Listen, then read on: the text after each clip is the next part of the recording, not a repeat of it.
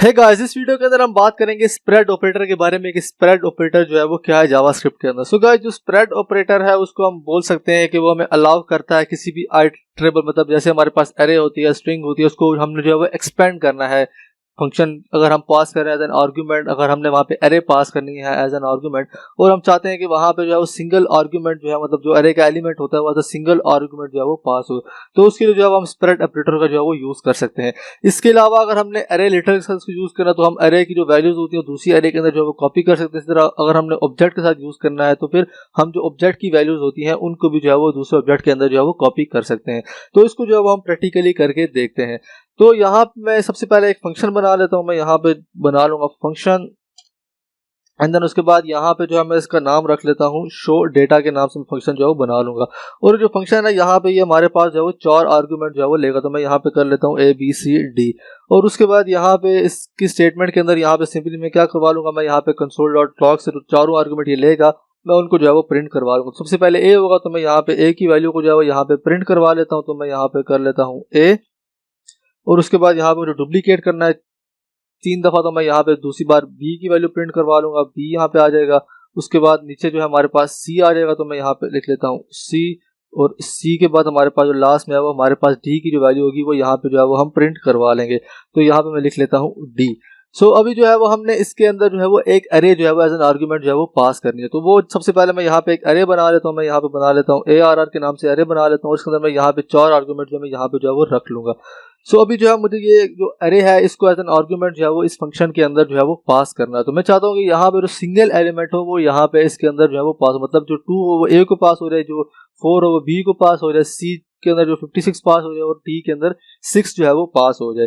तो अगर मैं यहाँ पे फंक्शन को जो है वो कॉल कर लेता हूँ, मैं यहाँ पे करता हूँ शो डेटा, और मैं यहाँ पे कर लेता हूँ अरे। सो इसको मैं सेव करूंगा तो यहाँ पे आप देख सकते हैं कि यहाँ पे जो आर्गुमेंट जो पास हुआ है अरे, वो यहाँ पे जो पहला है ए, सिर्फ उसके अंदर जो है वो पास हुआ है।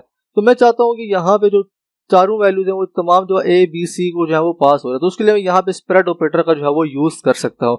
सो उसके लिए यहाँ पे मुझे जो अरे है इससे पहले 3 डॉट जो है वो लगाने पड़ेंगे, तो इसको बोलते हैं हम स्प्रेड ऑपरेटर। सो उसको मैं सेव करूंगा तो यहाँ पे आप देख सकते हैं कि यहाँ पे ए को जो है वो 2 पास हो गया, बी को 4, सी को 56, डी को 6 जो है वो पास हो गया।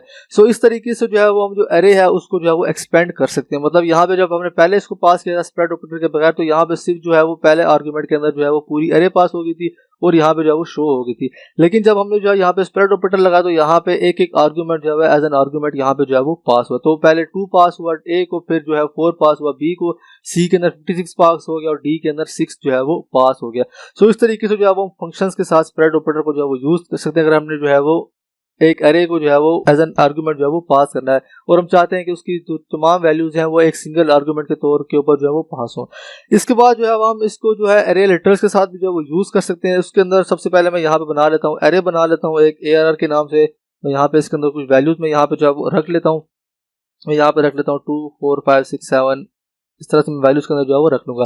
इसी तरह मैं यहाँ पे एक और एरे बना लेता हूँ एरे 1 के नाम से, और इसके अंदर भी मैं कुछ यहाँ पे जो वैल्यूज है मैं यहाँ पे जो है वो रख लूंगा। मैंने यहाँ पे इसके अंदर ये वैल्यूज जो है मैंने यहाँ पे जो है वो रख लिया। सो अब मैं चाहता हूँ कि जो दोनों एरेज हैं इनको मैं एक नए एरे के अंदर जो है वो कॉपी करूँ तमाम वैल्यूज को। तो उसके लिए भी यहाँ पे स्प्रेड ऑपरेटर का जो है मैं यहाँ पे यूज कर सकता हूँ।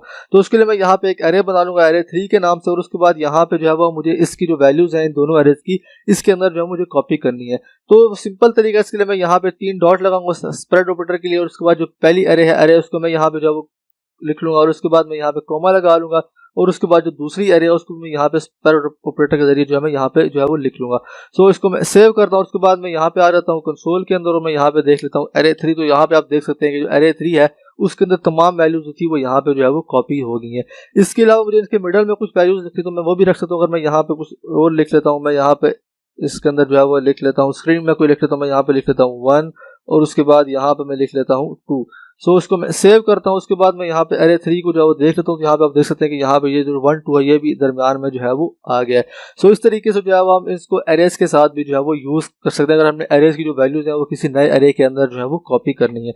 लास्ट में हमारे पास आ जाता है ऑब्जेक्ट लिटर के साथ, तो उसके साथ भी जो है वो हम किसी दूसरे ऑब्जेक्ट की जो वैल्यूज हैं वो नए ऑब्जेक्ट के अंदर जो है वो कॉपी कर सकते हैं। तो उसके लिए मैं यहाँ पे बना लेता हूँ ऑब्जेक्ट, मैं यहाँ पे यूजर के नाम से जो है वो बना लेता हूँ, और इसके अंदर मैं कुछ वैल्यूज में यहाँ पे जो है वो रख लूंगा। तो मैं यहाँ पे लिख लेता हूँ नेम, एंड देन नेम के अंदर मैं यहाँ पे अली लिख लेता हूँ, और उसके बाद यहाँ पे दूसरे में बना लेता हूँ एज के नाम से, और एज के अंदर मैं यहाँ पे कर लेता हूँ 40। इसके बाद मैं यहाँ पे जो है वो एक और बना लेता हूँ कॉस न्यू यूजर के नाम से, और मैं चाहता हूँ कि यहाँ पे ऊपर वाला यूजर है उसकी वैल्यू उसके अंदर जो है वो कॉपी हो जाए। तो उसके लिए सिंपल सा तरीका है, मैं यहाँ पे स्प्रेड ऑपरेटर का यूज करके इसके अंदर जो वैल्यूज है मैं यहाँ पे जो है वो कॉपी कर सकता हूँ। उसके लिए सिंपली मुझे यहाँ पे क्या करना पड़ेगा, मैं यहाँ पे इस तरीके से जो है वो कर लूंगा यूजर। सो इसके अंदर जो वैल्यूज होंगी यूजर की वो इसके अंदर जो है वो कॉपी हो जाएंगे। तो मैं यहाँ पे अगर देखता हूँ न्यू यूजर को, तो यहाँ पे आप देख सकते हैं कि जो वैल्यूज थी यूजर की वो इसके अंदर भी जो है वो यहाँ पे कॉपी हो गई है।